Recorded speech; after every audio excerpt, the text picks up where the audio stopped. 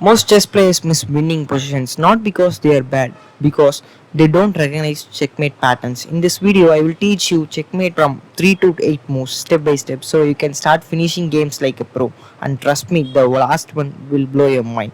So let's start with the easiest, mate in 3. Here you will mate the black king with 1 e4 followed by, if black play the move g5, you will play d4. If he plays the move f6, you're going to checkmate with queen h5 checkmate. So this is the checkmate in 3. Checkmate in 4. So here you start the game with 1 e4 followed by e5 will be played by black. So here white play the move bishop to c4 attacking this f7 pawn, right? You are just attacking this. So he will play the move knight to c6. Not a great move, but it's a normal developing move, right? So here you will play the move queen h5, right? So you are going to attack this, but if he plays knight f6 trying to ignore you to go back, right? So then you're going to play the move takes f7, which is a checkmate. So this is a checkmate in 4. Checkmate in 5. So now we are going to witness checkmate in 5. So the game start with 1 f4 followed by e5.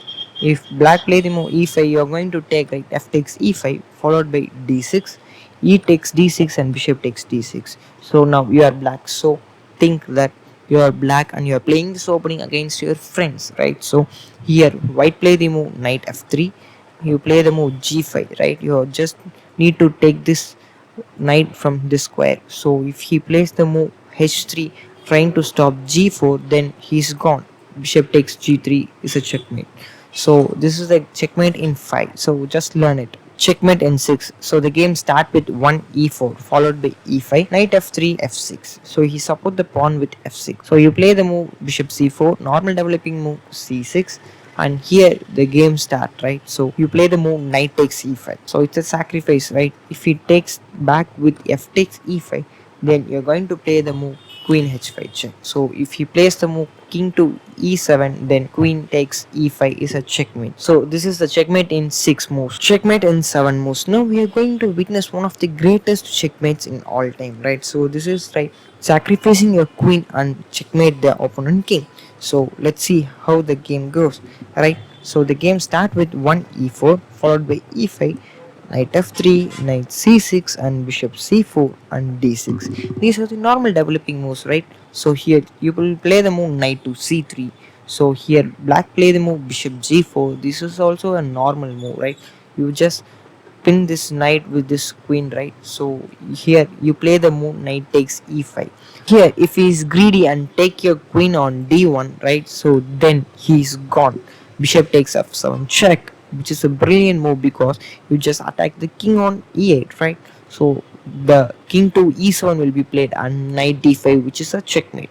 So you need to understand the 7 move checkmate and play against the unrated players. Checkmate in 8. So now we are going to witness one of the greatest checkmates. So let's see and carefully listen to the checkmate, and we will understand the concepts behind this checkmate and play against the tournament players, and we can earn a win position for white.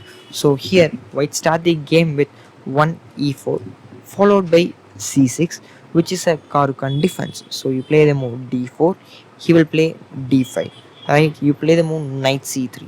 So you are just supporting this pawn, right? If he takes, then you can take back with this knight. So here he takes, you take back with this knight. It's a normal opening, right? So bishop f5 will you play knight g3, bishop g6, and you will play bishop c4, knight f3, bishop f4, castles. So there are so many ideas, right? Queen f3 in the future, or queen to d2. So there are so many ideas behind the Karakan opening. So let's see what is the trap and what is the checkmate here, right? So after d takes e4, white play the move bishop c4, attacks f7, right? So here this diagonal is controlled by this bishop. So in the future, white can play the move like queen h5 and attack this, and after taking this pawn you can play queen to f3 and attack f7. So there are so many ideas, right? So here black play the move knight f6, just supporting this pawn, right? So now we are going to play the move which is not played by quite often players, and you are going to play it, which is f3. So we are just giving a pawn. If he takes, then you take, right? So this is a simple idea, right? So here black can has so many ideas like bishop f5, bishop to d7 and knight d7, and knight b6. He can play even e6 and bishop b4, castles, or even he has so many ideas to play just b5, right?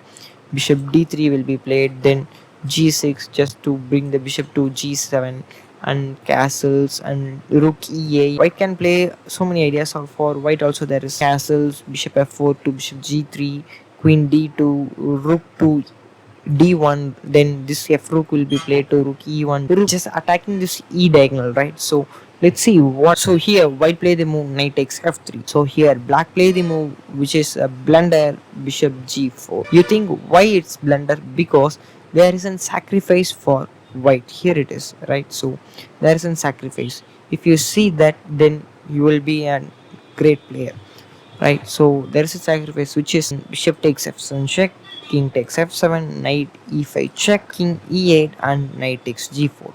Knight takes g4 and queen takes g4. This is a simple trap.